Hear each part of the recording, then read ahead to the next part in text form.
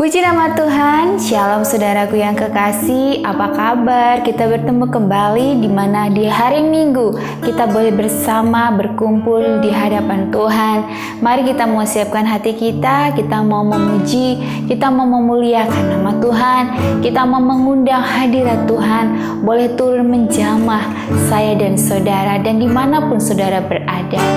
Kasih setia Tuhan boleh saya dan saudara rasakan setiap hari agar damainya boleh tercurah dalam kehidupan kita. Kasih setiamu yang ku rasakan lebih tinggi dari langit biru. Kebaikanmu yang telah ku terima, itu yang kau sediakan bagiku. Kebaikanmu yang telah ku terima sempat membuatku terpesona. Apa yang tak pernah kupikirkan, itu yang kau sediakan bagiku. Amin Tuhan. Siapakah aku ini Tuhan? Jadi biji matamu. Dengan apa kan ku balas Tuhan selain puji dan sembah Kau? Siapakah aku ini? Siapakah aku ini Tuhan? Jadi biji matamu. Dengan apakah ku balas Tuhan selain puji dan sembahkan? Sekali lagi katakan, oh, siapakah aku ini Tuhan? Jadi biji matamu Bapa. Dengan apakah ku balas Tuhan selain puji dan sembah Kau? Oh, selain puji dan sembah Kau, selain puji dan sembah Kau. Siapakah aku ini Tuhan? Jadi biji matamu yang Engkau jagai Bapa. Kami bersyukur Tuhan, punya Engkau yang baik, punya Engkau yang baik. Oh haleluya. Terima kasih Tuhan, kami bersyukur Tuhan. Oh, kasih setiamu yang kami mau rasakan Tuhan setiap hari, karena kami tahu kami tidak mampu menjalani hari-hari kami. Kami tidak sanggup jika kami harus berjalan sendiri tanpa Engkau. Untuk itu Tuhan, kami butuh Engkau di setiap segala jalan hidup kami, supaya kami tidak tersesat, supaya kami tidak salah arah. Tetapi ketika kami berjalan bersamamu, kami mengandalkan Engkau, maka jalan kami Engkau tuntun, Engkau berikan kami terang, Engkau berikan kami kemampuan, kekuatan untuk melewati hari-hari kami bersama Engkau. Hari ini kami mau mendengarkan sabda-Mu, urapi hamba-Mu yang tidak ada apa-apanya ini. Pakai hamba-Mu sesuai dengan rencana-Mu. Jadikanlah hamba biji mata-Mu yang Engkau jaga, yang Engkau lindungi, yang Engkau pakai hanya untuk memuliakan nama Tuhan saja. Kami bersyukur Tuhan, sebab Engkau hidup. Ada hari esok, Engkau hidup dan kami tidak takut dan gentar. Dan biarlah Tuhan, firman Tuhan boleh menguatkan kami. Kami percaya sungguh. Dalam nama Tuhan Yesus. Haleluya. Amin. Shalom, shalom saudaraku yang kekasih, apa kabar? Kita bersyukur saudara kebaikan Tuhan begitu sempurna sehingga saya dan saudara boleh ada semua karena kebaikan Tuhan saja. Hari ini kita mau siap mendengarkan firman Tuhan. Saudara, mari kita buka hati kita buka pikiran kita, fokus kita kepada Tuhan supaya apa yang nanti firman Tuhan disampaikan boleh menjadi kekuatan, boleh menjadi kemampuan untuk saudara bisa melewati hari-hari bersama Tuhan. Mari kita membuka Alkitab kita dan kita mau baca bersama-sama di Yohanes 14 ayat 1 sampai ayat yang ke-14. Judulnya adalah Rumah Bapa. Janganlah gelisah hatimu, percayalah kepada Allah, percayalah juga kepadaku. Di rumah Bapakku banyak tempat tinggal. Jika tidak demikian, tentu aku mengatakannya kepadamu, sebab aku pergi ke situ untuk menyediakan tempat bagimu. Dan apabila aku telah pergi ke situ dan telah menyediakan tempat bagimu, aku akan datang kembali dan membawa kamu ke tempatku, supaya di tempat di mana aku berada, kamu pun berada. Dan kemana aku pergi, kamu tahu jalan ke situ. Kata Thomas kepadanya, Tuhan, kami tidak tahu kemana Engkau pergi. Jadi bagaimana kami tahu jalan ke situ? Kata Yesus kepadanya, Akulah jalan dan kebenaran dan hidup. Tidak ada seorang pun yang datang kepada Bapa kalau tidak melalui Aku. Sekiranya kamu mengenal Aku, pasti kamu juga mengenal Bapa-Ku. Sekarang ini kamu mengenal Dia dan kamu telah melihat Dia. Kata Filipus kepadanya, Tuhan, tunjukkanlah Bapa itu kepada kami, itu sudah cukup bagi kami.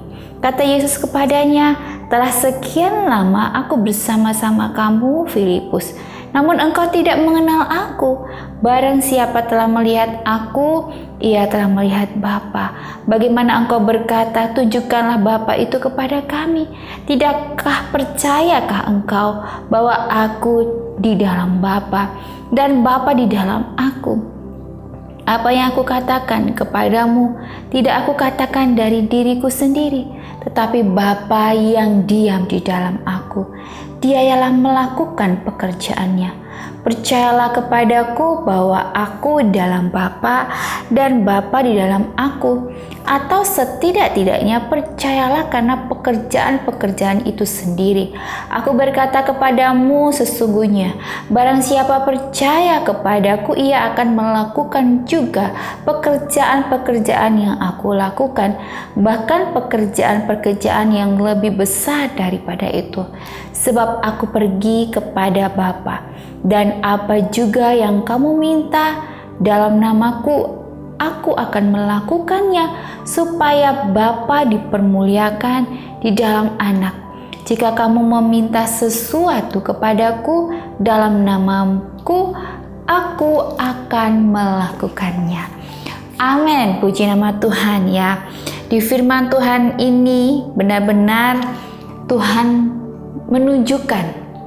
menunjukkan kasih setianya. Tuhan juga bersama-sama dengan muridnya ya. Seperti halnya ketika kita berada di dalam gereja, kita sering mendengar atau diajarkan bahwa kehidupan kita harus mencerminkan Kristus ya, agar orang-orang di sekitar kita ya dapat melihat Kristus di dalam kita dan melalui kita ya. Memang hal ini ya benar adanya. Kehidupan kita yang sudah ditebus ya dengan pengorbanan yang sangat mahal oleh Tuhan Yesus harus menghasilkan buah. Tujuan kita adalah untuk membawa orang yang belum mengenal Tuhan untuk mengenal Tuhan Yesus ya. Kebenaran ini bisa tercermin juga dalam permintaan Filipus kepada Tuhan. Kebenaran ini juga ya membawa Filipus mengatakan kepada Yesus ya, ketika Tuhan Yesus sedang membicarakan Bapa, Filipus meminta agar Tuhan Yesus menunjukkan Bapa kepada dirinya. Permintaan Filipus yang keluar secara spontan dan sepertinya mewakili juga keingintahuan murid-murid yang lain. Ini bersifat memang manusiawi atau lumrah ya. Namun sebenarnya permintaan Filipus ya ini timbul karena apa? Karena dia lamban mengenal ya Tuhan ya. Lamban hatinya, mata hatinya ya. Beserta murid-muridnya juga dalam mengenal siapa Tuhan Yesus dan Bapa sebenarnya. Mungkin juga ya saudara sendiri juga pernah seperti Filipus, sudah beribadah, sudah rajin ke gereja, baca Alkitab, tetapi saudara memiliki kelambanan dalam hati ya untuk mengenal Tuhan. Lamban berarti belum terbuka hatinya untuk mengenal siapa Tuhan sebenarnya dalam hidup saya dan saudara. Untuk itu saudara ya, kita sebagai ciptaan Tuhan, kita bukan saja menjalani kehidupan kita sebagai umat Kristen ya, tetapi juga kita punya hubungan intim dengan Tuhan dengan merenungkan dan membaca firman Tuhan ya, supaya kita lebih dekat mengenal Tuhan dan supaya kita juga menjadi terang bagi sesama. Dan hal ini bisa dilihat ya dari jawaban Tuhan Yesus yang mengonfirmasi bahwa setelah sekian lama mereka bersama-sama dengannya, mereka tidak mengenal sungguh-sungguh siapa Dia sebenarnya. Namun di sisi lain yang bisa kita pelajari juga, yaitu bagaimana Tuhan Yesus juga kecewa dengan kelambanan Filipus ya. Kecewaan Tuhan Yesus itu tentu beralasan kuat, karena selama ia bersama-sama dengan para murid, Tuhan Yesus telah menunjukkan Bapa melalui pengajaran dan perbuatannya. Kelambanan hati Filipus membuat dirinya gagal melihat Bapa dalam diri Tuhan Yesus, sehingga ia minta Tuhan Yesus ya untuk menunjukkan Bapa kepada dirinya. Ya, padahal ya faktanya Tuhan Yesus ada dalam Bapa dan Bapa di dalam dirinya, karena ia mengatakan apa yang dikatakan oleh Bapa sendiri. Seberapa banyak dari kita ketika kita mengalami hal-hal yang baik dalam hidup kita, kita tidak menyadari bahwa ada campur tangan dalam hidup kita. Kita merasa bahwa kita beruntung. Ya, mungkin saudara juga berpikir, wah ini memang lagi, kalau orang Jawa bilang lagi bejonya ya, lagi keberuntungan aja. Jadi hal-hal baik itu ada. Ya, saya selalu membuat diri saya menyadari bahwa setiap hal yang baik ketika saya berjalan, ketika saya menyeberang jalan, saya sampai dengan selamat, saya naik motor, saya naik mobil, saya sampai dalam perjalanan dengan selamat. Itu serta-merta bukan saya pintar atau saya sudah tahu strateginya, tetapi saya percaya sungguh bahwa Tuhan itu menyertai saya, sehingga saya boleh sampai dengan selamat. Ketika segala sesuatunya kita mulai dengan doa, kita percaya sungguh-sungguh bahwa Tuhan itu menyertai, maka tidak ada kebimbangan. Ya saudara, mungkin saudara berpikir bahwa ya ini hidup saya memang seperti ini. Ya kadang baik, kadang tidak. Jangan seperti itu saudara. Tetapi mari kita mengenal Tuhan dengan sungguh-sungguh ya. Ke gereja ya harus sungguh-sungguh. Menyanyi dengan sungguh-sungguh. Memuji Tuhan dengan sungguh-sungguh. Ya, jangan sebagai rutinitas ketika gereja harus menyanyi, ya udahlah nyanyi, ya udahlah tepuk tangan, ya udahlah angkat tangan sebagai rutinitas. Jangan. Ya, itu tidak mencerminkan saudara ini sungguh-sungguh kepada Tuhan. Tetapi saudara hanya menjalankan rutinitas di dunia. Ingat ya, hidup ini hanya sebentar. Ya, saya selalu berkata dalam firman Tuhan, setiap saya menyampaikan firman Tuhan, saya selalu mengingatkan. Jadi sebenarnya bukan mengingatkan saudara saja, tapi mengingatkan diri saya bahwa saya harus bersungguh-sungguh, karena saya tidak tahu kapan nanti saya akan sudah tidak ada di dunia ini. Ya, tugas saya dan saudara adalah melakukan yang terbaik. Saudara berpikir bahwa di dunia ini Tuhan tidak melihat segala sesuatu yang saudara lakukan ya. Apalagi orang yang sampai berani korupsi, orang ya ngambil uang gereja atau uang di kantor, atau orang ambil uangnya orang tua ya. Karena mereka berpikir bahwa Tuhan tidak ada dan Tuhan tidak melihat. Padahal mata Tuhan itu mengawasi ya, bahkan 24 jam. Saudara nggak usah pakai CCTV, Tuhan udah lihat ya.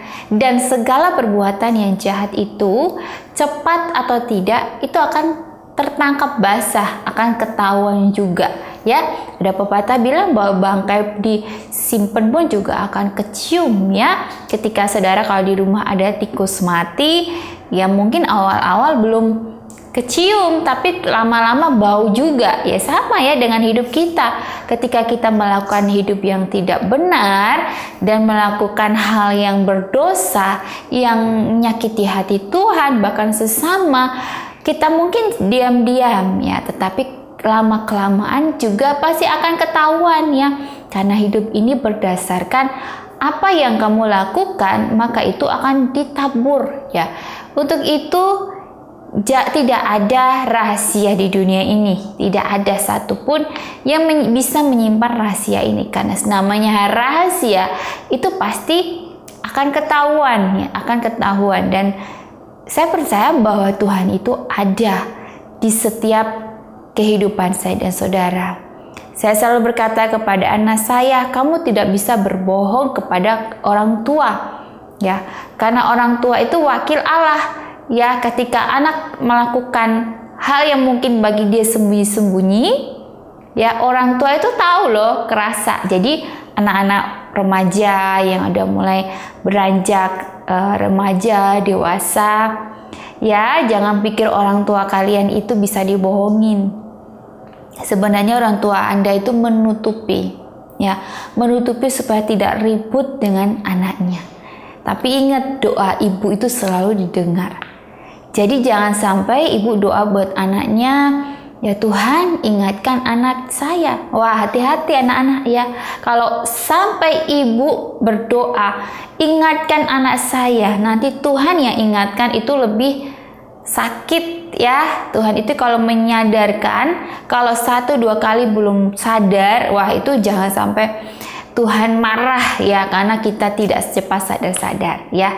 Begitupun juga dengan rumah tangga. Ketika suami mau sembunyi-sembunyi apapun ya, apapun istri itu tahu, karena istri itu juga Tuhan menciptakan istri itu bukan sebagai pelengkap, enggak, tetapi di mana Tuhan menetapkan istri itu sebagai pengingat ya, penyeimbang ya, bukan melengkapi saja tapi menyeimbangkan, bahkan mengingatkan ya. Jadi suami ya jangan menyepelekan insting istri ya. Ada yang saya melihat video di mana suami mau sembunyi-sembunyi uang pun istri tahu ya. Istri tahu mau sembunyi di mana pun tahu ya, seperti kayak Tuhan aja tahu ya. Dan sampai ada yang bilang istri itu maha tahu dan tidak pernah salah ya saudara ya.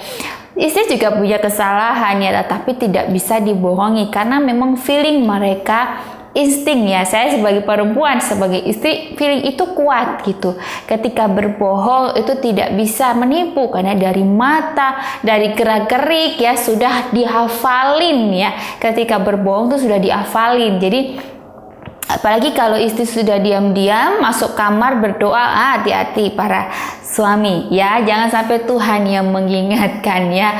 Untuk itu ya, begitupun juga dengan para istri, untuk tetap juga tidak ada yang bisa disembunyikan. Namanya pasangan ya, mungkin insting istri lebih besar, tapi suami yang takut Tuhan juga, dia akan tahu ketika istrinya tidak sesuai dengan firman Tuhan, tidak berjalan dengan sesuai firman Tuhan.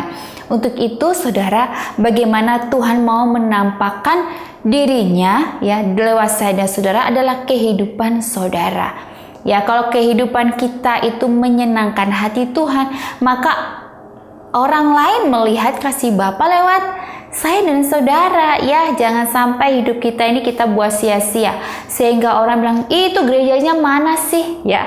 Kebanyakan seperti itu, gerejanya mana sih, kok dia kayak begitu ya hidupnya ya, kok kayaknya nggak mencerminkan anak Tuhan. Iya, padahal dia tuh tiap hari ke gereja loh ya. Seperti itu ya. Kalau iya pernah ya digosipin, wow, tiap hari ke gereja, tapi ya gitu hidupnya ya, sama aja di gereja nangis-nangis, tepuk tangan, jingkrak-jingkrak, tapi di luar gereja dia lupa ya, maki-maki lah, tidak menghargai orang lain. Bagaimana ya orang itu mau percaya ya bahwa ada kasih Tuhan dalam hidup saya dan saudara kalau hidup kita masih dengan hal-hal yang duniawi. Untuk itu, mari kita mau belajar apa yang kita katakan, kita perbuat supaya mencerminkan nama Tuhan saja. Mari kita mau berdoa. Terima kasih Tuhan, kami mengucap syukur, kami diingatkan kembali bahwa kami mau hidup sesuai dengan rencana Tuhan. Kami tidak mau membuang hidup kami dengan cara yang sia-sia, yang tidak mengenal Engkau dengan sungguh-sungguh. Kami mau mengenal Engkau dengan sungguh-sungguh, supaya kasih Kristus boleh kami terpancar bagi setiap mereka yang belum mengenal Engkau. Biarlah firman Tuhan mengingatkan, menguatkan, dan memampukan kami dalam melangkah berjalan bersamamu. Kami bersyukur Tuhan, dalam nama Tuhan Yesus kami percaya dan bersyukur. Haleluya, amin. Puji nama Tuhan, shalom.